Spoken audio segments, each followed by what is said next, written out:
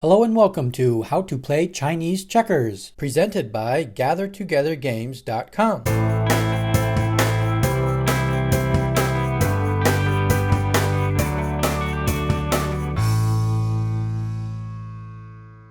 This video will cover how to play the board game Chinese Checkers. The video will start with the general concepts and gameplay, and then get into more of the details for the game.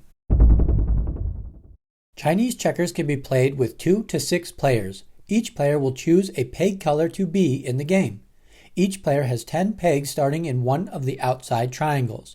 When playing with less than 6 players, remove the pegs accordingly.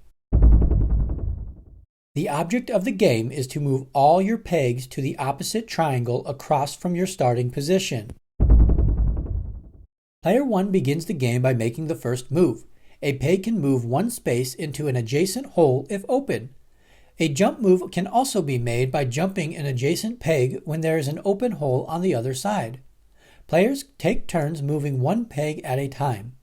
Multiple jumps can be made by the same peg when the opportunity presents itself. Players can jump their own pegs as well as any opponent's pegs. Players continue to take turns making moves. Skipping ahead, once a player is able to move all his pegs to the opposite side triangle, he wins the game.